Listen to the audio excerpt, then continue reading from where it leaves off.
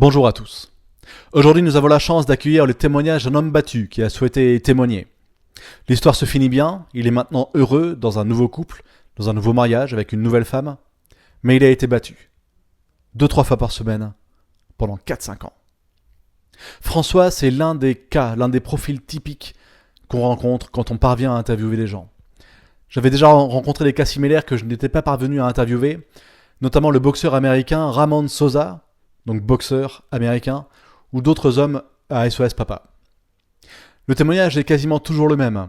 Boxeur, passionné d'arts martiaux ou bien militaire, 2 mètres de haut, ils refusent de porter la main sur leur femme parce qu'ils la respectent et qu'ils savent que la police les enverrait tout droit en prison. Du coup, ils ne peuvent pas répondre aux coups répétés et hystériques de la part de leur femme. Ça dure sur des années, et pourtant ils en sortent sans aucune animosité, et avec un contrôle le même exemplaire. Ils restent pour une raison précise. Dans notre cas, l'homme ne voulait pas laisser ses enfants en présence de sa femme. Vous allez comprendre pourquoi. Et ce sont toujours des hommes avec un engagement social exemplaire qui s'en sortent. Celui d'aujourd'hui appelle ça le combo SJW. C'est-à-dire qu'il s'est toujours engagé pour améliorer la société et qu'il refuse de porter la main sur une femme. Le témoignage du jour lance un appel au pouvoir public qui soutiennent les femmes lorsqu'elles tabassent leur mari, menaçant à leur tour le mari de sanctions s'il ose répondre, que ce soit au niveau de l'assistante sociale, de la police, du juge d'instruction ou du procureur. Les pouvoirs publics se font quelque part complices, bras armés à l'usage de la femme pour contraindre ces boxeurs à la soumission. Interview d'un homme battu, je vous laisse avec l'enregistrement. Donc tu t'appelles François et plus jeune tu as connu ce que tu appelles le combo SJW, c'est-à-dire tu t'es marié avec une femme noire, étrangère, mariée du coup ou pas mariée? Ah marié. J'ai reconnu un de ses 3 enfants d'ailleurs lors du mariage. Elle m'a annoncé après qu'elle en avait 2 de plus. J'ai appris encore longtemps après que le garçon de la bande était pas du tout son fils, puisqu'il avait au moins 8 ans de plus, selon le médecin qui a soigné son poignet cassé. Voilà. À quel âge ça? C'était en 2000, donc en 2000, j'avais un peu plus de 30 ans. Et le fils, je veux dire, il avait quel âge? Et le fils, au final, il avait quasiment son âge à elle, vu qu'elle avait 10 ans de moins que moi. Ouais, okay, non, mais tu peux te marrer, c'est pas un problème. C'est bon, l'histoire est digérée, et puis... Ouais. Je dirais qu'en plus, au final, même si c'était quelqu'un d'excessivement violent, et quand je dis violent, vraiment très très violent, elle a essayé de me tuer avec des cisailles à elle, elle a essayé de me tuer avec des tas de choses quand même. Je pense que c'est plus des troubles psychologiques et un problème d'alcoolisme. Le souci. Déjà à l'origine, pourquoi est-ce que tu t'es marié avec elle? Enfin, comment dire, c'est quoi? C'est par générosité? Tu voulais faire les choses bien ou tu voulais surtout avoir une famille en priorité? Alors, je dirais que c'est un peu tout ça. Je pense que j'étais amoureux, même si maintenant, j'en suis plus sûr, mais pour faire ça, je pense que j'étais amoureux. Et puis, il faut savoir un truc, c'est qu'une Comorienne à Mayotte en 2000, le seul moyen de lui faire obtenir ses papiers, c'était le mariage. Il n'y en avait pas d'autre. C'était une exception française, mais il n'y avait pas d'autre moyen. C'était comme ça. Et c'était quelqu'un de très sympathique, hein, jusqu'à ce que je fasse venir les enfants, que je les adopte. C'était quelqu'un de très bien. Et le truc, c'est que c'était vraiment sa carte de visite. L'État français m'empêche d'avoir mes gamins. Enfin, voilà. Sans rentrer dans... Et tu disais, en fait, dès que tu as reconnu tes gamins, elle a changé de... En fait, elle pouvait plus jouer la carte victimaire parce qu'elle était devenue française. Et tu disais que c'était vraiment ça qui l'intéressait, quoi, jouer la carte victimaire. Elle était même pas devenue française, parce qu'en fait, elle faisait aucun des papiers. C'est moi qui ai fait la queue dans toutes les administrations, c'est moi qui ai tout fait. Mais comme plein d'autres... alors, à Mayotte, on nous appelle les Mzungu, c'est-à-dire les Blancs. Hein, mais, ouais. C'était assez courant, faut dire ce qui est. Elle jouait sur le fait qu'elle savait pas lire et écrire en français, donc c'était pas simple pour elle, ce que je veux bien croire. Mais au final, je pense pas que ce soit la finalité de la chose, c'est que c'est vachement mieux de se poser en victime permanente. Mais bon, ça c'est que l'aspect, on va dire, racialiste du problème. Le vrai problème, c'était qu'en fait, elle m'aimait pas. qu'elle avait des gros problèmes dans sa tête, je pense qu'elle les a toujours, et qu'elle était alcoolo, quoi. Donc, quand elle s'est remise à boire une fois les enfants arrivés, puisque tout au début, elle a jamais bu, hein, elle a joué très calme, elle est devenue archi-violente, donc c'est-à-dire, je fais partie de ces paranoïaques qui filent pas leur carte bleue, alors, ni à leur femme, ni à leur copine, ni à personne d'ailleurs, et le fait que je lui paye pas assez sorties en boîte, ces machins, ça la rendait folle furieuse. Pour donner juste un exemple de la vie courante, un jour que je lui ai refusé de lui payer une sortie en boîte en disant t'es qu'à bosser, elle a déchiré sa robe, elle s'est mise à courir dehors dans la rue en criant au secours, il va me tuer. Donc tous mes voisins m'ont pris pour un type violent. C'est un truc de dingue. Mais puis à prouver, c'est impossible. Mais c'est même pas... Enfin, moi, là où je voulais vraiment... où ça m'intéressait par rapport aux vidéos que tu fais, c'est la réaction de l'État français. Quand j'ai eu des côtes cassées, quand j'ai eu... y compris... Attends. Moi, je préférais qu'on parle un petit peu d'un épisode au moins, donc l'épisode où elle est sortie quand même avant que tu détailles un petit peu, quoi. Quelles ont été les suites après? Elle s'est rhabillée, elle est rentrée à la maison ou est-ce que vous avez été à la police ce jour-là? Non, on n'est pas allé à la police. Le problème, c'est que, comme tout mec à qui on est en train de cracher sur la réputation, je lui ai filé les 200 balles qu'elle me demandait, elle s'est barrée en boîte et je me suis fait emmerder par mes voisins pendant 15 jours. C'est parce que les voisins étaient inquiets. Mais non, mais... enfin... C'était des braves gens comme toi, en fait, qui pensaient essayer de bien faire. C'est des braves gens, mais une blague avec 10 ans de moins que son mari, qui sort en criant au secours, il va me tuer... je me demande même si moi j'avais pas vu si j'avais vu une voisine faire ça, j'aurais peut-être même cassé la gueule à son mari, effectivement. Oui, clairement. Ouais. C'est le problème, en fait, et je l'ai su longtemps après, le vrai problème, c'est qu'elle savait parfaitement, puisqu'on leur apprend dès qu'elles sont petites, hein, et c'est un truc qui est horrible à dire, mais c'est la vérité, elles connaissent les travers des Occidentaux. Elles les connaissent par cœur, le côté chevaleresque, tout ça on leur a appris. Elles savent exactement par où taper. Je dirais, il y a des occidentales qui le font aussi, hein, mais c'est plus répandu pour les gars qui vont en outre-mer de se prendre ce genre de situation bien pourrie, il faut dire ce qui est. Ouais. J'ai parlé avec une malgache récemment et elle m'a sorti en gros la pilule rouge en quelques secondes, quoi. Elle m'a dit oui, là-bas le but c'est pour les filles de préférence mineures de sortir avec un Européen, de les ramener et comment dire, seulement une fois qu'ils sont mariés on sort leur carte d'identité pour montrer qu'elle était mineure, quoi. Des astuces comme ça, en fait. Et elle le sortait en le déplorant, mais tout en disant c'est tellement habituel que c'est même pas anormal, en fait. C'est la vie là-bas, quoi. Pour donner une idée, à l'époque, à Mayotte, en 99, quand je suis arrivé, les appareils photos pour faire les papiers d'identité étaient pas réglés pour les noirs, faut dire ce qui est. Donc en fait, les photos étaient toujours impossibles à vérifier. C'était tout simplement des appareils photos qui arrivaient directement d'Europe, et on sait qu'il faut des réglages bien spécifiques pour voir les traits des Africains ou des Asiatiques. Et ce qu'elle faisait, en fait, c'est qu'elle montrait... Pour les gens un peu parano comme moi, elles sortaient une carte d'identité où elles avaient plus de 18 ans, et ça, elles le faisaient. Mais en fait, c'était pas la leur, et en sortant de boîte de nuit, ou de resto ou quoi, elles croisaient une de leurs cousines et récupéraient leur vraie carte d'identité, où là, elles étaient mineures. Mais toi, quand t'es sorti avec elle, elle était mineure, du coup? Ah non, Enfin, il y a droit à partir de 15 ans, hein, mais... Non, parce qu'en fait, j'avais été quand même briefé par mes collègues, donc j'ai été très très très parano, hein, jusqu'au bout. Hein, et elle était majeure, elle avait la trentaine, elle avait 3 enfants, c'était pas le enfin, elle avait un enfant officiel, et puis après elle m'a dit 3, et puis après j'ai appris que c'était plus compliqué que ça encore. Mais le problème est pas là, c'est que c'est vraiment de l'enfumage. Et je dirais que j'ai eu un peu de chance, c'est qu'à Mayotte, les juges aux affaires familiales apprennent très vite ce genre de magouille. Mais en France métropolitaine, j'aurais mangé, mais alors sévère, hein, Ouais.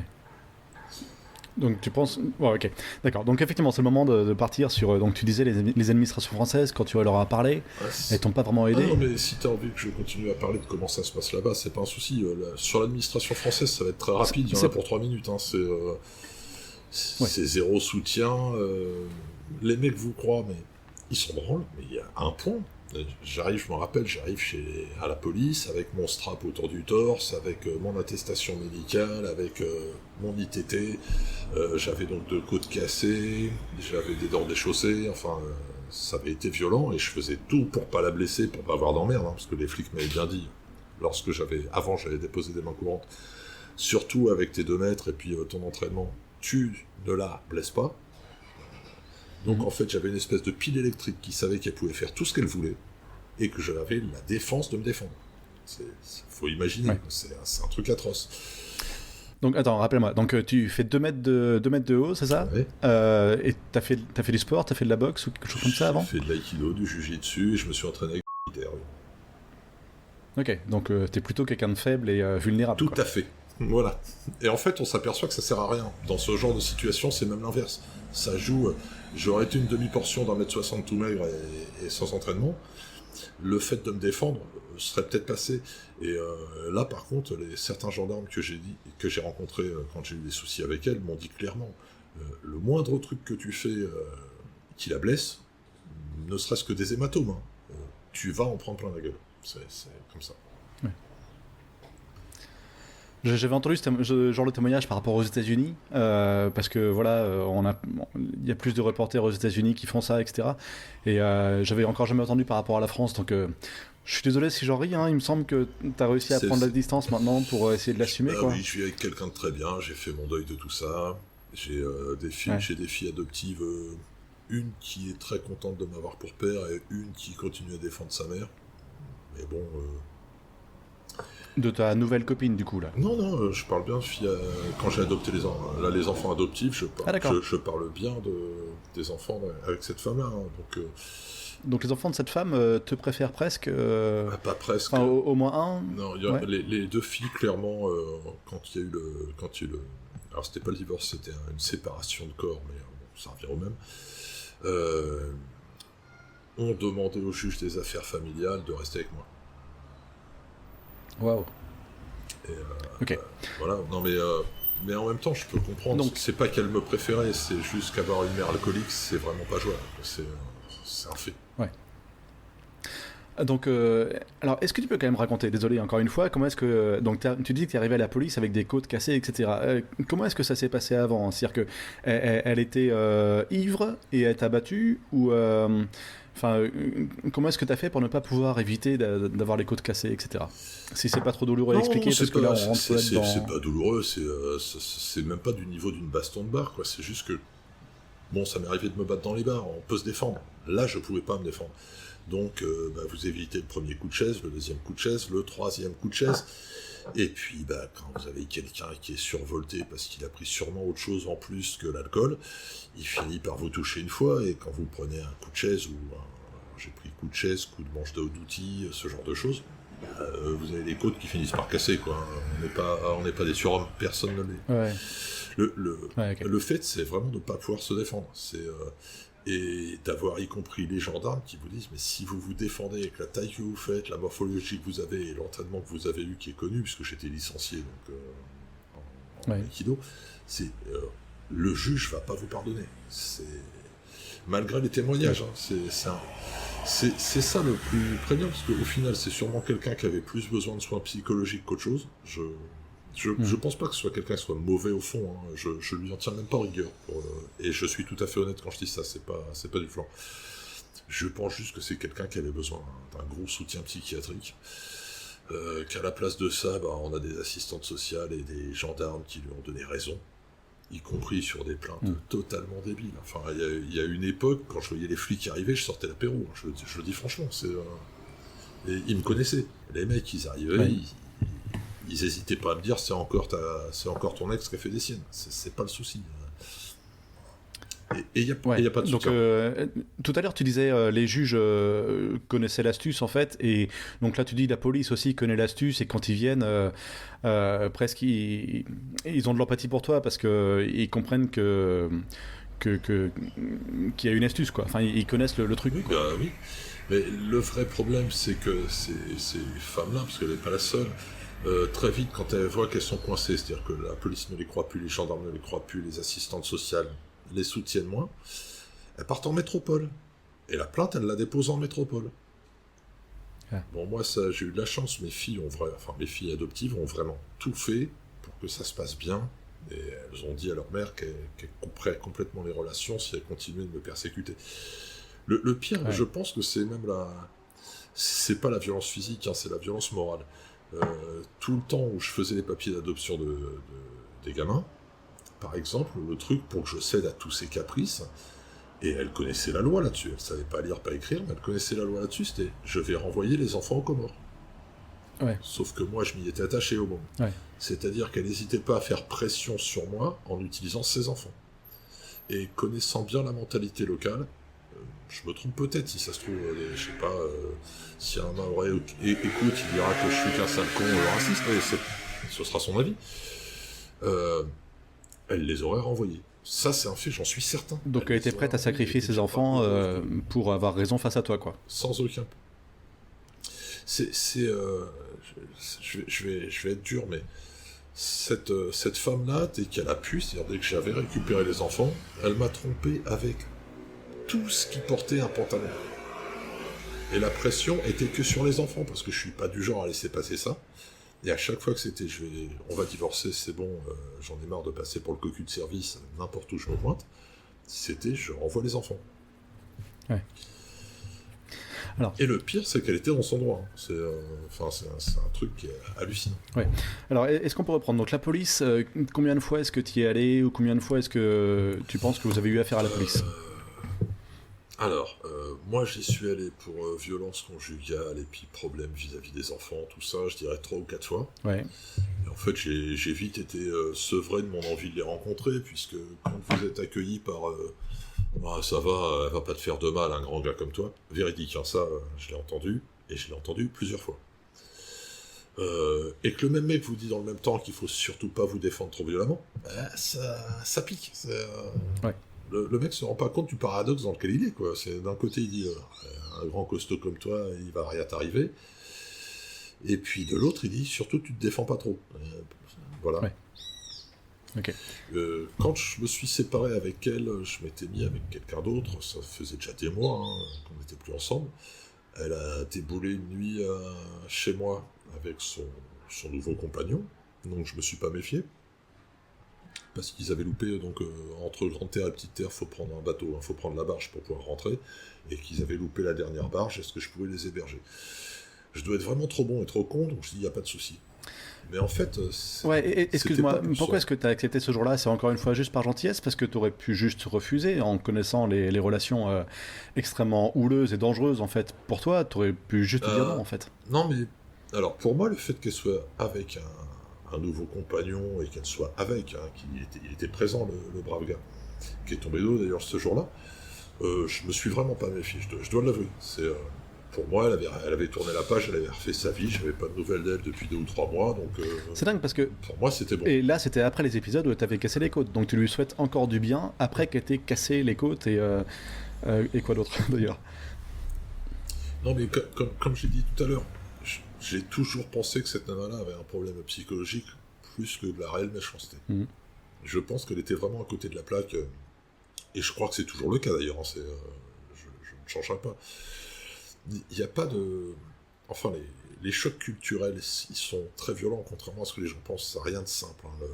La double culture, surtout avec une culture musulmane animiste du fin fond de l'océan Indien, ça n'a rien de simple. C'est votre ami...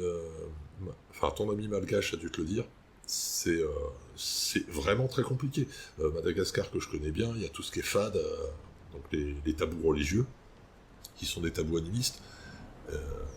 Si elle t'en a pas parlé, tu lui demandes. On s'est juste vu le temps d'un repas, c'était une collègue d'un collègue, enfin c'était une relation, donc j'avais pas eu l'occasion de bien la connaître, mais voilà. Ouais. Mais il faut imaginer, par exemple, qu'à Tanan arrive, on peut pas montrer quelque chose du doigt. Ah oui. C'est un des trucs les pires qu'on puisse faire. On doit tout montrer avec le poing fermé. C'est qu'un exemple. Pourquoi? On lui vole son âme comme avec les appareils photo ou un truc comme ça, ou c'est quoi? C'est un tabou, il l'explique pas, même j'ai pas trouvé un malgache pour me l'expliquer, c'est juste que on doit pas le faire, c'est un tabou. D'accord, bon. Et Madagascar, l'océan Indien dans son ensemble est rempli de ce genre de tabou, donc le choc culturel il est très dur avec une société occidentale qui est très ouverte, qui a le droit des femmes, le droit de tout. Je me souviens qu'une fois où elle était particulièrement odieuse, je lui avais dit, mais si j'étais noir, tu ferais pas ça. Elle me dit, ouais c'est sûr, tu me pèterais la gueule. Je dis, bah alors, profite de ta chance. Elle m'a dit, mais c'est pas pareil, les noirs, c'est des vrais hommes. Oui. Oui, elle profite de notre vision occidentale de non-violence, etc., je crois, c'est ça? Bah, profiter, je suis même pas sûr que ce soit le terme. Franchement, il y a une sorte de paradoxe fondamental dans ce qu'on entend. C'est d'un côté, beaucoup se mettraient plus jamais avec un noir une fois qu'elles sont sorties avec un blanc, Mhm. mais reconnaissent pas la masculinité de l'homme blanc parce qu'il tape pas sa femme. Ouais, ouais, c'est ça. Et c'est un vrai souci. Enfin, c'est un truc très très très compliqué. Alors, oui. Je saurais pas l'expliquer. Je sais que le constater. Ok. Revenons donc sur la police. Combien de plaintes tu as vraiment déposées? Combien de fois c'était des mains courantes? Combien de fois tu as juste discuté avec eux? Alors, je suis allé 3 fois déposer plainte. Je dis bien 3 fois. Ça n'a jamais été accepté. Donc ça s'est transformé en main courante parce qu'ils refusaient de prendre la plainte, tout simplement. Ok. J'ai écrit une fois au procureur, je n'ai jamais eu de réponse. Donc j'ai écrit une deuxième fois, là c'était pas mieux. Ok. Donc, et elle, puis ouais. les assistantes. Alors elle, 12 ou 13 fois, toutes les plaintes ont été classées parce qu'à chaque fois c'était pour monter c'était pour piquer du pognon, pour monter une affaire avec son nouveau copain de l'époque. Donc elle a posé 12 plaintes contre toi et elle a pu les poser. Elle a pu les poser, oui. Ok. Y compris des plaintes sordides pour pédophilie, enfin pour tout ce qui lui passait par la tête. En fait, ce qui mettait la puce à l'oreille des policiers, même quand c'était des petits nouveaux, c'est qu'elle demandait un montant très très précis. Mais ça fait rire, mais c'est vrai. Je suis désolé. Non, genre, elle avait besoin de 7592 € pour monter son affaire. Porter plainte pour pédophilie, elle demandait 7592 €. Ouais. Ok. Ouais. Et donc, combien de fois est-ce que tu penses avoir été battu? Est-ce que c'était juste régulier, quotidien ou hebdomadaire, disons? Ou est-ce que c'était 3 grosses fois ou des choses comme ça? Enfin. Je dirais. Non, la violence physique, c'était 2-3 fois par semaine pendant 4 ou 5 ans. Ouais. 4 ou 5 ans, tu dis, hein, c'est ça? Ouais, ça, on doit être à peu près là. Ok. Continuons sur le côté légal d'abord. Donc, le procureur t'a écrit une deuxième fois, donc, ensuite? Rien. Rien non plus. Et t'es passé en jugement, par contre, une fois, c'est ça? Non. Non, il n'y a jamais eu. J'ai eu la police chez moi quand elle portait plainte, et par contre, mes plaintes et mes lettres au procureur ça n'a jamais rien fait. Donc elle a tenté de porter plainte en métropole pour essayer de tomber sur des juges qui suivent vraiment la plainte, mais... non, elle, la non. plainte... C'est certaines de ses relations, oui, tout à fait. Elle, en fait, elle avait la pression de ses filles, donc ça s'est pas fait. Ok. Coup de chance, donc, en fait, les policiers ont freiné au niveau du commissariat, quoi. C'est pas allé dans les tribunaux ni rien, quoi, du coup. Non. Mais bon, c'est vrai que j'étais pas le seul. Hein. Faut savoir qu'à Mayotte, des gus comme moi qui arrivent célibataires et qui se retrouvent avec ce genre d'emmerde, on est légion. Hein. Je suis vraiment pas tout seul. Ouais, ok. Oui, donc le témoignage est anonyme, quoi. Même si on connaît ton nom, François, comment dire, ça, on n'en saura pas plus, quoi. Alors ensuite, oui, sur la réponse, tu dis que ça a duré 5 ans. Pourquoi ça a duré 5 ans? Enfin, un être, disons, normal qui est suffisamment égoïste, disons, il arrête les frais là, il arrête la générosité, il arrête quoi. Non, le temps de faire les papiers pour les enfants qui étaient pour rien, tout simplement. Donc t'as fait de la générosité pour les enfants, en fait, c'est ça le truc, simplement. Ben ouais, je suis un con, j'ai été élevé comme ça, on laisse pas des mondes dans la merde, quoi. Ça. Ouais. Oui, c'est super. Alors moi, il y a un truc qui s'appelle, il y a un youtubeur qui s'appelle Paul Elam que tu connais peut-être pas parce qu'il est aux États-Unis, donc c'est en anglais. Paul Elam qui parle beaucoup du chantage émotionnel et c'est ce que tu nous racontes ici. Elle faisait du chantage émotionnel si tu fais ça, les enfants repartent, ils n'auront pas droit à la nationalité, etc. Donc il parle beaucoup de chantage émotionnel et il parle notamment que dans les films de Disney, on éduque les filles à faire du chantage émotionnel, c'est-à-dire à pleurer pour obtenir quelque chose. Ils ont calculé que à peu près par film, il y avait genre 60 fois du chantage émotionnel féminin pour entre 1 et 2 fois du chantage émotionnel masculin dans chaque film de Disney. Alors ça, c'est leur mesure, hein, on n'est pas obligé d'y croire, mais est-ce que tu crois que c'est l'éducation qui joue un rôle dans le fait qu'on ait on est des bons cons, des bons gars gentils, et que du coup il y a cette incitation à user de la gentillesse masculine ou un truc comme ça. Ouais, je pense que c'est même pire que ça, parce qu'en fait, dans l'éducation comorienne, c'est pas possible de faire du chantage affectif ou émotionnel à l'homme, qui va tout de suite régler ça avec une énorme torgnole. Il faut être bien clair, hein, c'est comme ça que ça se passe. Par contre, elles savent très bien que nous, on a le syndrome du chevalier, quoi. On veut pas d'injustice, même le pire crétin égoïste, au final, avec une éducation occidentale, il l'est moins. Je dis pas qu'il l'est pas, hein, je dis qu'il l'est moins. Et ça se sait. C'est un truc qui se sait. Et ça se sait, enfin, dans tout l'océan Indien, ça se sait. Comme l'a dit ton ami malgache, ça se sait. Ouais. C'est un Comorien, même si, bon, au pire, voilà, les Comoriens, c'est pas tous des gros connards, hein, ils sont très sympas, d'ailleurs, dans l'ensemble. Mais les trois quarts, quand si maman elle commence à faire du chantage, ils vont aller chez leur maîtresse. Et ça va s'arrêter là. Après 15 jours chez leur maîtresse, l'autre a compris la leçon et elle arrête. Ouais. Et donc toi, t'avais pas de vecteur pour faire le contre-chantage de ton côté, ou en fait avoir la position d'adulte, parce que c'est presque ça, tu dois te positionner en adulte face à un enfant qui te fait du chantage émotionnel, parce que c'est ça le chantage émotionnel, c'est la situation parent-enfant, quoi. C'est exactement ça, et avec le vrai problème qu'on a des... Là, je vais être très insultant, mais parce que ça m'agace au plus haut point, on a des... Comment on appelle ça ? Des assistantes sociales, qui sont pour les trois quarts des sans enfants, et c'est elles qui vont juger, qui vont gérer les dossiers. Et franchement, quelqu'un qui a pas de môme, qui sait pas ce que c'est que de s'inquiéter pour ses gamins, qui sait pas ce que c'est que de s'inquiéter pour les devoirs du soir, pour ce genre de choses, et qui va vous faire des leçons de morale, de féminisme 2.0, quand vous dites, ma femme elle disparaît 4 jours par semaine, je dois m'occuper des mômes, de mon boulot et de payer les factures, ça commence à me gonfler, et ah là là là là, papillon c'est mieux en liberté, ça aussi c'est du vécu, hein, j'invente pas. Ouais. Mais par contre, si le mec, surtout s'il est occidental, s'il se barre 4 soirs par semaine, là c'est un salaud. Oui. Ouais. La femme, c'est un papillon qui a besoin de liberté, et le mec, c'est un gros enculé. Voilà. Ça me dit quelque part qu'en fait, tous ces clichés qu'on balance, tous ces...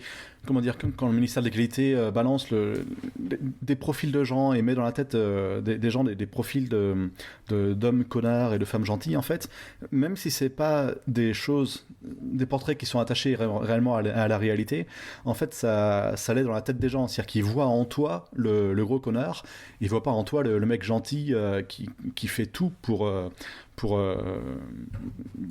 la mixité, etc., quoi. Enfin, mais je dirais que 80%, et enfin j'exagère peut-être, on va dire allez, 70, histoire d'être moins dur, mais 70% des mecs qui se sont mariés à Mayotte avec... alors je parle pas avec les Mahoraises, hein, c'est un peu particulier parce qu'elles sont de plus en plus très françaises dans la manière d'être, mais tous ceux qui se sont mariés avec des étrangères sur le territoire de Mayotte se sont retrouvés dans ma situation, et surtout ce que je m'aperçois, c'est qu'énormément de types aiment les enfants qu'ils ont adoptés, au point de s'en occuper mieux que les parents d'origine.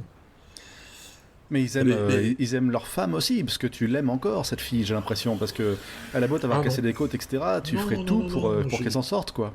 Non, tu l'aimes dans le sens d'un être humain, en fait. Oui, voilà, j'ai pas de haine, c'est pas tout à fait la même chose. Hein. J'ai pas de haine, j'ai pas d'inimitié, ça, voilà, c'est passé, et puis de toute façon, le passé, c'est le passé, il y a un moment, faut savoir, sinon on vit que dans le regret, et c'est pas cool. Mais tu réalises quand même que c'est incroyable face à des gens qui t'ont oppressé, enfin je sais pas quel mot trouver, quoi, que tu sais c'est presque un syndrome de Stockholm. Est-ce que tu penses pas que c'est ça? Non, je pense vraiment qu'en fait ma haine elle est directement vers les pouvoirs publics français, les services sociaux français. C'est moi dès le début j'ai tiré la sonnette d'alarme. Dès que j'ai commencé à voir que ça allait pas, j'ai vu l'assistante sociale, j'ai vu les conseillers conjugaux, j'ai vu des psychiatres, j'ai vu aussi les gendarmes, la police, y compris l'assistante sociale de la gendarmerie de Petite Terre. Ces gens-là sont au courant, connaissent la situation, les biais culturels qu'on peut avoir là-bas, et ces gens-là ne font rien. Mais quand je dis rien, c'est rien. Ils s'en branlent. Ouais. Ils s'en branlent, ils sont là pour 3-4 ans. Ils vont pas se faire chier, ils ont peur d'être traités de racistes. Donc surtout pas de rapport sur la différence culturelle et les problèmes pour l'aborder. Moi je pense que c'est... Voilà, ce que je pense, c'est pas un problème d'amour, c'est un problème de respect. Et je pense que si elle avait été prise en charge dès que j'ai tiré la sonnette d'alarme, prise en charge de manière sérieuse, on serait probablement pas restés ensemble, mais elle aurait une meilleure vie maintenant. Voilà, Ouais. ça c'est le fond de ma pensée. Mais encore une fois, la seule chose à laquelle tu penses, c'est comment faire pour qu'elle s'en sorte, quoi. C'est génial. Enfin, Non, je vis heureux, je suis avec quelqu'un avec qui je m'entends bien maintenant, tout se passe très bien. C'est juste que je trouve ça dégueulasse, on a des services sociaux, on dirait qu'ils sont là que pour s'auto-entretenir. ouais. Alors, il s'agit de gens qui sont payés par qui, du coup? C'est quoi? C'est la CAF ou c'est la mairie qui paye ces gens-là? Enfin, ça dépend de quelle oui, administration. ça peut être enfin, avec tout ce que j'ai vu, il y en a certains c'est la région, il y en a certains c'est payé, parce que quand on demande Oui, ça doit être aussi la mairie quand on demande un conseiller conjugal, par exemple. Je sais pas si c'est la mairie ou la région. Je m'en fous un peu, j'avais été demandé à la mairie, et on m'avait envoyé vers un psychiatre. Un psychiatre qui a fait un rapport hallucinant, comme quoi elle était paranoïaque au dernier degré. Mais oui. ça a débouché sur rien. Ouais. Ça n'a débouché sur rien. C'est là où on voit qu'en fait c'est comme en écologie on dit le greenwashing, bah là c'est du social washing. C'est on fait croire qu'on fait du social, ça fait bien, ça fait propre, on s'occupe de tout le monde, mais en fait c'est de la branlette, il y a rien. Ouais. Et je parle même pas de tout le reste. Quand on se plaint de pression psychologique forte, vraiment forte, c'est-à-dire la personne qui va vous tromper avec vos collègues de bureau juste pour vous humilier, Ouais. et que c'est pas pris en compte par le juge, par exemple, au moment de la séparation. Ce n'est pas pris en compte par le juge. Il s'en branle. Alors que je sais très bien que le cas inverse aurait été pris aussitôt. Ouais. Je le sais par expérience, parce que des amis se sont fait avoir. Mais c'était pas un divorce pour faute, j'imagine, parce que maintenant les divorces pour faute en France c'est égal au divorce normal, c'est-à-dire qu'on fait la séparation des biens dans tous les cas. Enfin, donc ça sert à rien juridiquement de prendre ça en compte. Ben, ça sert à rien. Si pour nous on avait commencé par un divorce à l'amiable. Ouais. Ça a foiré plusieurs fois, ça m'a coûté une blinde, mais bon, ça c'est pas le sujet de la conversation. Je dirais que le vrai problème, c'est que si un juge des affaires familiales avait eu un peu de lui avait dit en face, écoutez, il a fait venir vos enfants, il a tout payé, il est prêt à payer même une pension le temps que vous... Voilà. Mais il n'y a jamais eu ça. C'est limite, j'étais toujours le gros enculé qui sortait avec une étrangère plus jeune que moi pour profiter d'elle. Mais c'est un truc de dingue, quoi. Hein. Parce que c'est pas le cas. Parce que c'est pas le cas, je serais pas resté aussi longtemps avec si ça avait été que pour ça. Le but, c'était bien d'adopter les enfants, de leur fournir une situation, de pas les voir retourner dans le gourbi d'où ils venaient, quoi. Je le dis franchement. Ouais. Ouais, ok. Désolé. Ah non, il n'y a pas de mal. Non, et puis... Alors, mais bon, de toute façon, donc, je reviens quand même sur mon point. Même s'il y avait eu une faute de sa part, est-ce que ça aurait juste été plus vite? Ou est-ce qu'elle aurait obtenu moins de choses, moins de droits après la sortie de ça? Au final, avec la séparation, elle n'a rien obtenu, puisqu'elle a réussi, avec toutes les conneries qu'elle a faites, elle a réussi à agacer la juge aux affaires familiales. Ça, c'est un fait. C'est souvent le cas. J'ai vu plusieurs jugements et...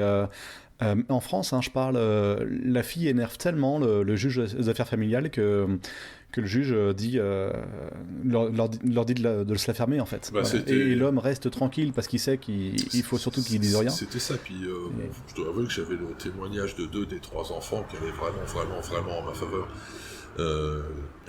Et qui d'ailleurs me font toujours plus confiance qu'elle quand il y a un problème. Mais là aussi, pour avoir ces enfants de ton côté, il a fallu que tu donnes de ta personne, je suppose, enfin que tu sois extrêmement gentil, extrêmement aimant. Bah oui, mais c'est mes enfants. Enfin moi, j'ai pas pris la décision de les adopter à la légère, et quand je les ai adoptés, c'est que j'ai décidé que je les traiterais comme des enfants de mon sang. Ce que j'ai fait d'ailleurs. Oui, voilà. Mais ça veut dire que tu as réussi à ce qu'ils soient jamais en colère contre toi, qu'on leur monte jamais la tête contre toi, etc. Parce que c'est arrivé. L'aliénation parentale, ça arrive.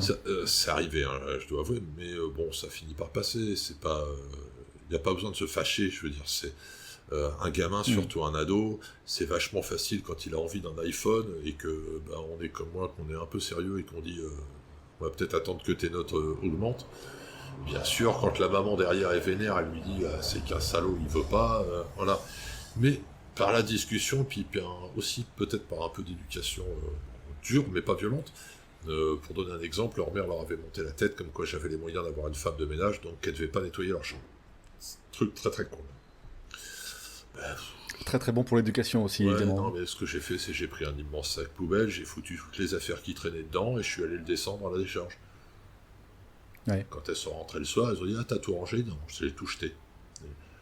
Tu vas racheter? Non, je rachèterai rien. Maintenant, si vous voulez récupérer, c'est à la décharge. Donc jusqu'à 22h, elles étaient en train de fouiller les bacs à poubelle. Elles ont plus jamais fait les conneries. Et j'ai pas levé la main sur elles. Bravo, parce qu'il faut trouver effectivement. J'admire les pères en fait. Moi, je suis pas père et vraiment, je vous admire de trouver, d'avoir déjà la tranquillité de répondre aussi calmement, et puis de trouver l'astuce qui, voilà. Ouais, on l'a trouvé. Bravo. Non, mais quand on est dans le bain, on est obligé de nager. Oui, mais bon, voilà.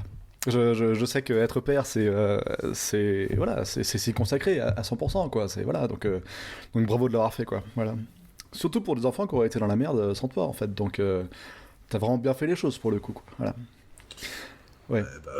Mais c'est pareil, ça c'est très... Enfin, les gens s'en rendent pas compte, mais c'est très très occidental comme attitude. On fait les choses ou on les fait pas. C'est vraiment occidental, on le retrouve aussi parfois en Asie.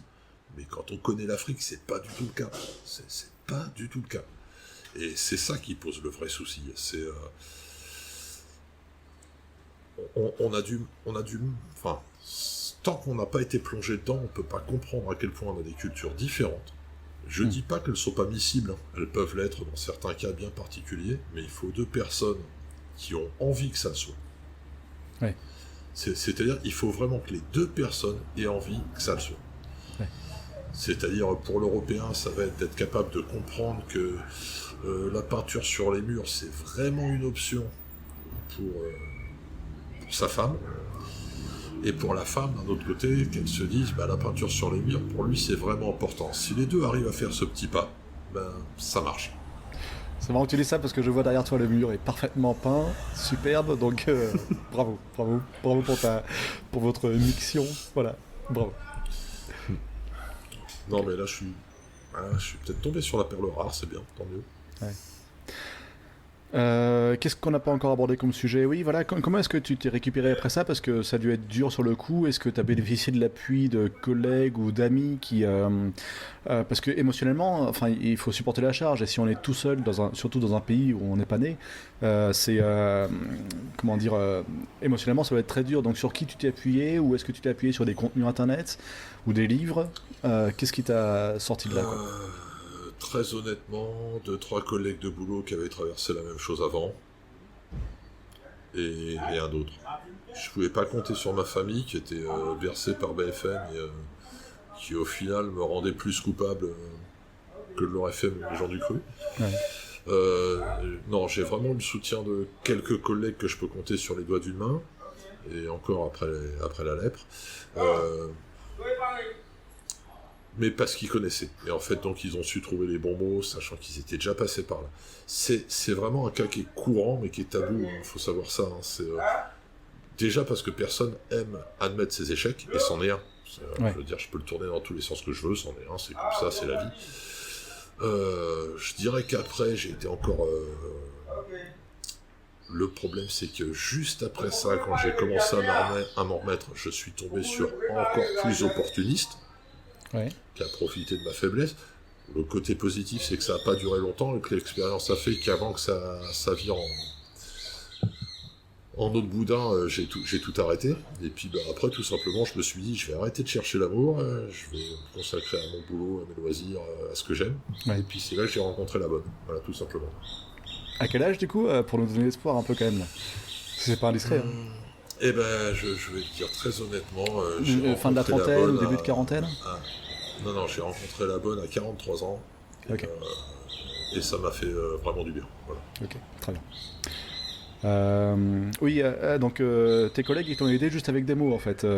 Pas avec des actes, pas en t'hébergeant, Pas de rien de tout ça, juste le soutien Pas mental. de démo, il y en a qui sont... Au début, quand ça se passait très mal, il y en a qui sont venus sous des excuses bidons dormir à la maison pour être sûr que j'ai des soirées sans violence et sans engueulade, enfin ce genre de choses. Et c'est même peut-être le plus important, ça. Hein. C'est plus que d'inviter la personne, c'est d'aller chez elle, de faire semblant d'avoir besoin d'un canapé pour la soirée. Et mine de rien, c'est un neutralisateur, ça. Ça fait qu'on passe une vraie soirée à dormir sans se poser de questions. Ouais. Mais tu dormais dans le même lit que cette femme, donc. Oui. Donc, enfin, oui. Bon. À la fin, c'était quand elle était là. Mais, Ouais, ok, ouais. Ouais, et donc, ouais, voilà, ces potes-là, ensuite, t'as eu besoin d'une période avant de retrouver quelqu'un, donc tu dis, tu t'es retrompé la fois suivante, et puis t'as su, par contre, dire à cette personne-là non, pour la suivante qui a essayé de t'utiliser, quoi. Et, tout à fait. Et donc après, voilà, est-ce que t'as eu une période de déprime après, quand t'as été seul, ou est-ce que ça a été la vie courante Étonnamment, non. Ouais. En fait, la période seule après toute cette histoire, qui a duré quand même pas mal de mois, mais au final, non, ça m'a fait vraiment, vraiment du bien. Quoi. Je me suis occupé de ma petite gueule, j'ai été égoïste à fond pendant, allez, on va dire, je sais pas, peut-être 1 an à peu près. Ouais. J'ai fait des trucs dans des assos, parce que je supporte pas d'être sans rien faire, donc j'ai fait des trucs dans des assos. Et au final, c'est bien, c'est bien. Je dirais que parce qu'au final, on est que des bites sur pattes, je dirais que de désexualiser une année, complètement, c'est-à-dire lâcher l'affaire, se dire c'est bon, de toute façon, c'est ce que je me suis dit franchement, hein, t'es trop con, tu vas tomber que sur des teubés. Ouais. Et ben, au final, quand j'ai rencontré l'actuel, j'étais pas pressé, j'étais pas à mort de faim, j'étais totalement détendu, j'avais tout le temps pour vérifier avant de faire quoi que ce soit que ça allait bien se passer. Et c'est la bonne solution. Super. Quelle relation t'as par rapport au mouvement MGTOW, MRA ou PUA? Est-ce que tu connais ces termes-là? Est-ce que ça... MeToo, c'est ça? Non, MGTOW. MGTOW, MGTOW, alors, c'est MRA, des je hommes... connais par tes vidéos. Oui. MeToo, MGTOW, ça, ce sont des hommes qui décident de s'éloigner des femmes. Alors, soit ils sont mariés et puis ils s'éloignent un petit peu, soit ils sont pas en couple et puis ils décident de même plus draguer. Donc, c'est un peu ta période de quelques mois là dont tu parles. Voilà, c'est des gens qui décident de s'éloigner des femmes parce que le mariage est trop risqué et que c'est complètement... que les lois et les juges sont pas du tout favorables aux hommes et que du coup ils décident d'en prendre note et d'arrêter. C'est ce que j'allais dire. J'aurais pas dit risqué, j'aurais dit déséquilibré. C'est ça qui est désagréable. Parce que si le risque était le même pour les deux, ça me choquerait pas. Je le dis franchement. Ouais. C'est un jeu. Mais là, le problème, c'est que, en gros, vous arrivez devant le juge aux affaires familiales. Donc moi, c'est vrai que j'ai eu l'énorme chance, et je le dis franchement, de me retrouver avec 2 gamines de 13 ans à l'époque qu'on dit non mais lui c'est notre père, il s'occupe de nous et on veut pas l'avoir elle. C'était horrible, je le dis franchement, c'est horrible d'entendre ça dans la bouche d'un gamin, mais au final ça a vraiment plaidé en ma faveur. Ça, je dois être très très honnête avec ça. Non, c'est juste que c'est déséquilibré, c'est pas risqué, c'est déséquilibré. C'est un truc, une femme, quand elle divorce, ne prendra jamais le 10e des risques que prend un homme. Et ça, on peut le dire comme on veut, c'est un fait. Je me fous qu'il n'y ait pas d'études, qu'il n'y ait pas de stats, pour moi c'est un fait. D'ailleurs, il y a une jurisprudence que tu dois connaître. Quand la répartition des dettes est faite, l'homme a 6 mois pour se retourner, en cas de changement de situation, alors que la femme a 18 mois. Oui, évidemment, enfin, on accorde toujours plus de temps aux enfants pour revenir sur leur décision, ouais. Bah ouais, mais le problème c'est que moi j'avais eu un premier divorce qui s'était pas trop mal passé. Alors j'étais étudiant, je m'étais marié, c'était très con. Sauf que c'était pas la guerre du tout avec cette fille-là, on s'est juste aperçu qu'on s'entendait plus. Mais qu'elle a quand même réussi à me glisser une petite quenelle sur la fin. C'est-à-dire qu'elle avait un très bon diplôme, bien meilleur que le mien, mais qu'elle a trouvé du boulot 6 mois et 1 semaine après. Ouais. Et du coup, elle a plus de revenus sur l'année, du coup... Enfin, tu avais plus de revenus sur l'année, et du coup, elle a demandé une pension. Non, c'était pas ça. C'est en fait, quand il y a eu le partage des dettes, je me suis tout pris parce qu'elle avait pas de revenus. Ah, d'accord. Elle est restée au RMI pendant 6 mois et 1 semaine. Là, elle a trouvé un boulot 4 fois mieux payé que le mien. je dis bien 4 fois mieux payé à l'essai. Hein. Et sauf que jurisprudence, c'est 6 mois pour les hommes, donc vous pouvez pas demander à ce qu'il y ait repartage des dettes.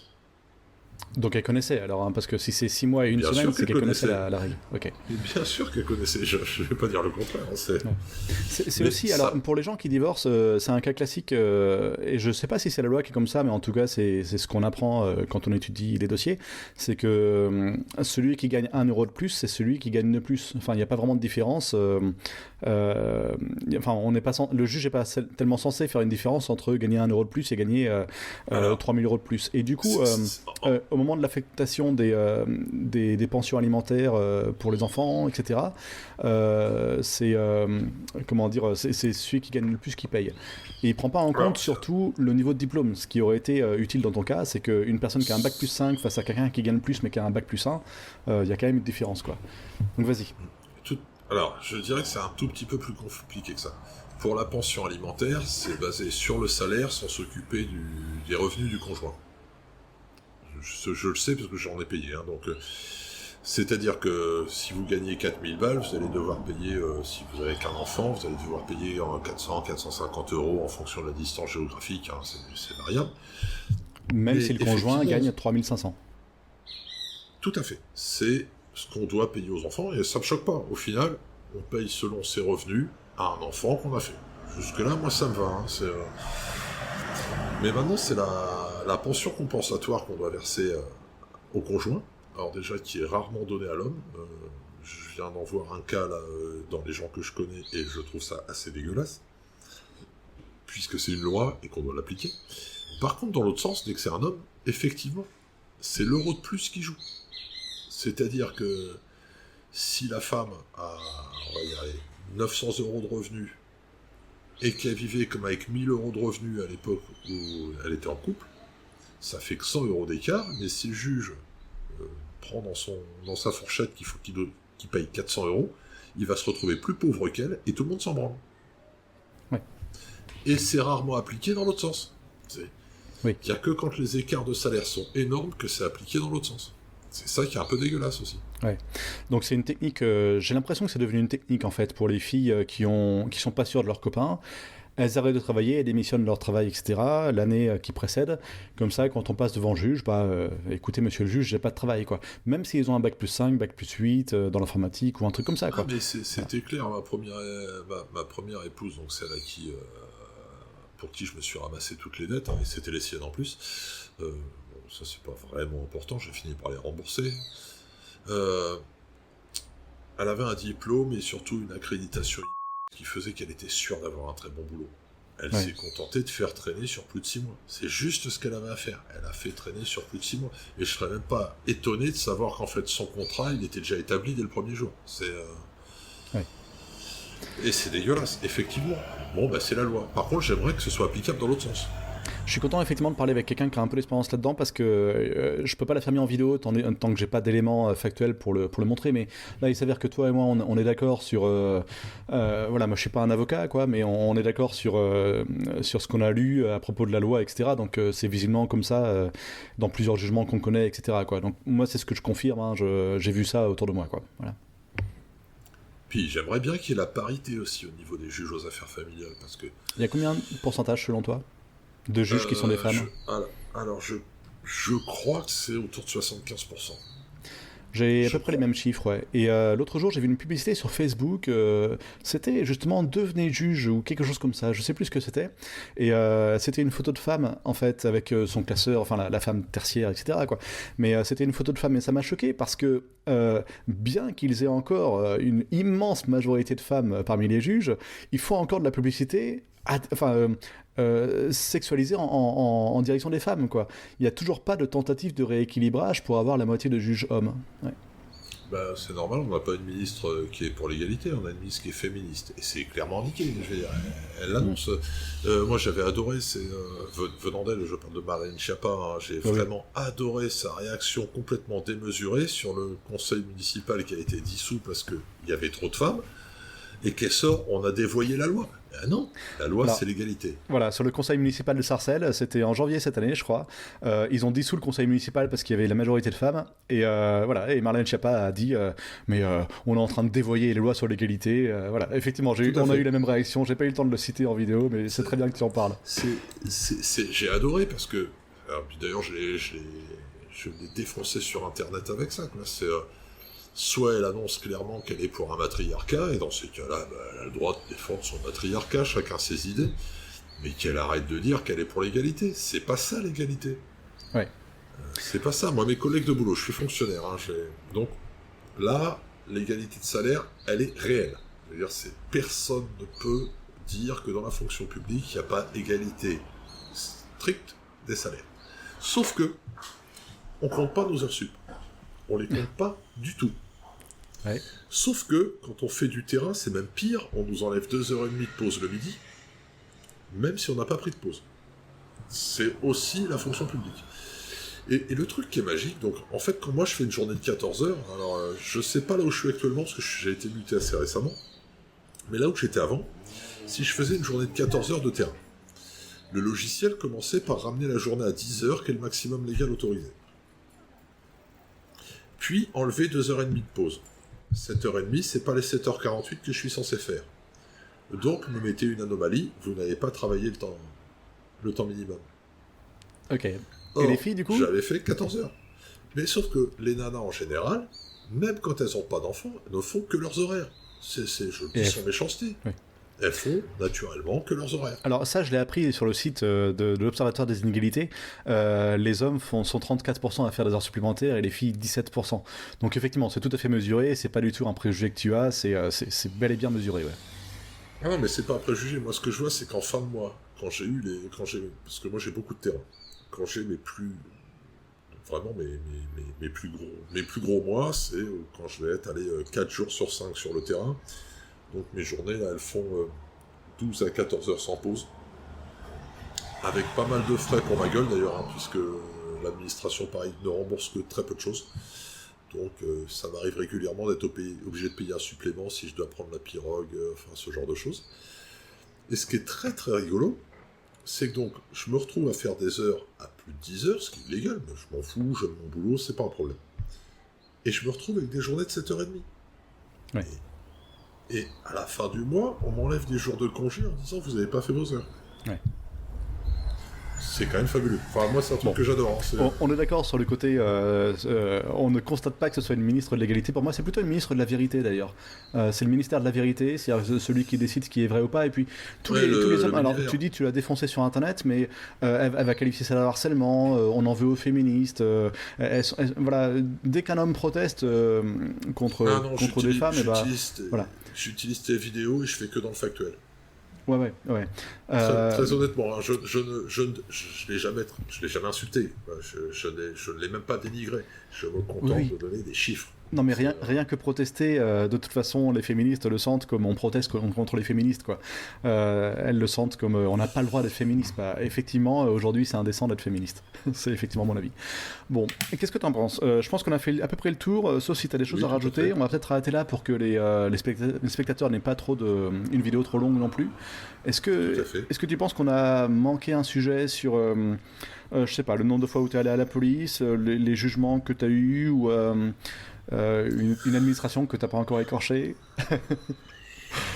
Non, mais je suis fonctionnaire, je vais pas écorcher toutes les administrations, et puis dans toutes les administrations, il y a des mecs comme moi aussi, qui essaient vraiment de faire leur boulot, c'est un fait. Ouais. Non, le vrai reproche que je fais, c'est que j'y suis allé que 3 ou 4 fois à la police, mais j'y suis allé que 3 ou 4 fois, parce que les dernières fois, je me suis dit, ça sert vraiment à rien. Ouais. Tout simplement. C'est... Alors, débouler, enfin, je vais repréciser un truc. Hein. Débouler à la gendarmerie avec une attestation médicale, quand on fait 2 mètres de haut, qu'on est plutôt réputé pour être un type qui se laisse pas marcher sur les pieds, c'est très humiliant. On peut dire ce qu'on veut. J'ai été élevé à la campagne, c'était très machiste comme ambiance, et ça me dérange pas, mais ça en dérange certains. Et débouler à la gendarmerie avec ce papier pour dire qu'on s'est fait tabasser par sa femme, je jure que c'est humiliant. C'est humiliant. On peut faire ce qu'on veut, c'est humiliant. C'est humiliant par l'attitude des policiers qui vous reçoivent, surtout quand c'est une femme, et qui se manquent pas de se foutre de votre gueule, ça je l'ai vécu. C'est très très humiliant. Ouais. Alors, parmi les solutions, il y aurait effectivement, donc, a posteriori, obliger au moins les policiers à prendre les plaintes, hein, parce que quand c'est les filles qui y vont, ils sont obligés de prendre les plaintes. Il y a ces trucs-là a posteriori, mais comment dire, il y a aussi une section éducation qu'il faudrait faire en expliquant aux jeunes comment ne pas se laisser marcher sur les pieds, c'est-à-dire comment détecter les femmes qui font du chantage émotionnel et s'en séparer de façon à ce qu'elles soient ostracisées et qu'on ait autour de nous que les femmes qui sont saines et adultes. C'est pas simple, enfin. À mon avis, c'est pas simple parce qu'elles sont vécues comme des femmes intelligentes. Enfin, elles sont présentées comme des femmes intelligentes. C'est-à-dire que, comme tu disais tout à l'heure, ça se voit dans les Disney, mais ça se voit aussi dans n'importe quelle série américaine.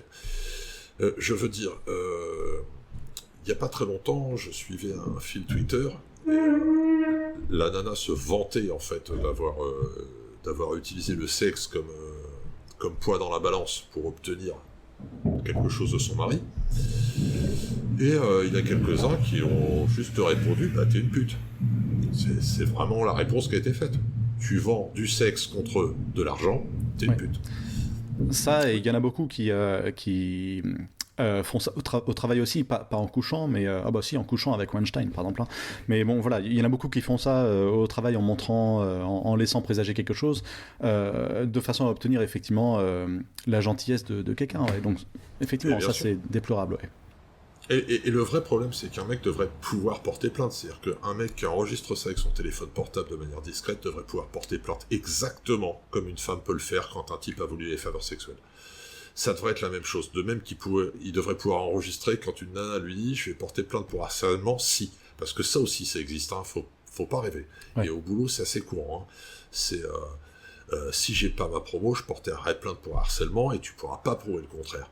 Et ça, j'ai des amis, moi ça va, je suis pas chef, et ça me va très bien, j'ai pas envie d'être chef. Mais dans les amis que j'ai au boulot, dans mes collègues avec qui j'ai des bonnes relations, des mecs qui ont eu ce genre de pression, il y en a. Ouais. Il y en a. Je dis pas que c'est la majorité, mais il y en a. Et les mecs cèdent. Ils cèdent, tous. Ouais. C'est comme ça. Ok. Donc là, ça reste encore à posteriori, c'est-à-dire porter plainte s'il y a tel cas. Mais pour moi, il y a un rôle d'éducation des jeunes pour leur expliquer comment éviter de tomber là-dedans, quoi. Et c'est pour ça que j'aime bien Paul Elam, c'est qu'il explique comment reconnaître ce genre de comportement, comment le refuser à sa copine, c'est-à-dire lui dire non, tu fais pas ça, et si tu fais ça, je te quitte, et puis être capable de la quitter. Mais voilà, être capable de s'affirmer et de pas rentrer dans ces bêtises-là, quoi, histoire de s'en éloigner le plus jeune possible. Voilà. Ensuite, moi, je suis pas en couple, donc je peux pas expliquer comment faire pour être en couple malgré bien qu'on impose du respect pour soi, quoi. Voilà. Donc voilà. Alors tu dis t'es pas en couple, le souci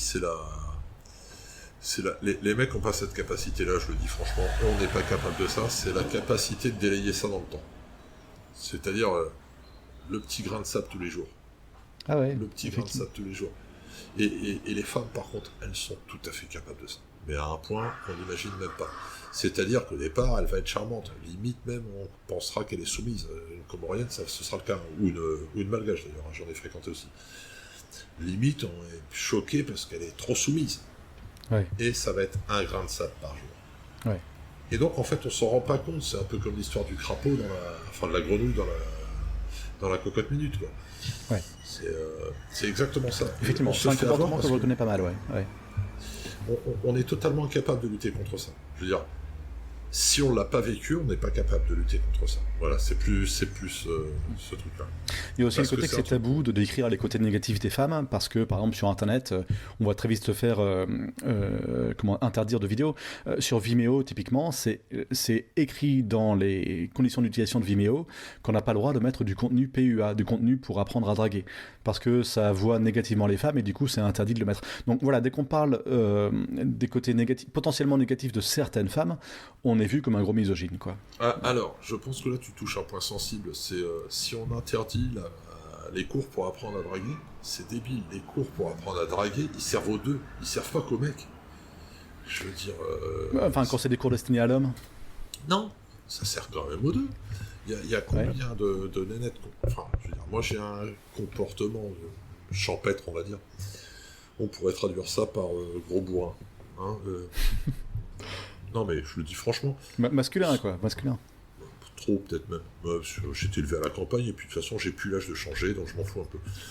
Je m'aperçois que les 3/4 des espèces de tanches aux cheveux bleus, elles me draguent dès qu'on est en réunion. C'est-à-dire qu'elles vont gerber sur la masculinité H24 dès qu'elles sont sorties du boulot, mais dès qu'elles voient un type leur sortir « Non, mais tu me laisses finir, là, j'ai pas fini de parler, tu te tais ». Ça y est, c'est fini, quoi. C'est bon, elle monte le 06 en sortant de la réunion. C'est complètement hallucinant, quoi. Elles sont dans un paradoxe que les mecs n'ont pas. Je veux dire, je parle pas des espèces de tanches qu'on croise sur Twitter. Je veux dire, le mec est tellement basique dans son mode de réflexion, parce que peut-être on n'est pas éduqué à être autre chose, hein. On pourrait être beaucoup plus subtil et voilà. Qu'en fait, c'est aussi un avantage pour les femmes. Elles repèrent tout de suite celui qui leur plaît de celui qui leur plaît pas. Et c'est pas un avantage qu'on a, nous, les hommes. Ouais. Je sais pas si j'étais clair. Mais, Oui, tout à fait. Pour moi, alors on dit qu'on n'a pas été éduqué à ça ou un truc comme ça, mais je pense que c'est aussi des choses qui nous servent pour avoir un travail. Par exemple, on n'aurait pas pu faire du commerce, par exemple, si les gens n'avaient pas, par exemple, de l'honnêteté, de la... Comment on appelle ça, un honneur. Voilà, moi j'ai un client, pas un client, un partenaire. J'ai fait une erreur avec lui et le contrat disait qu'on se devait rien.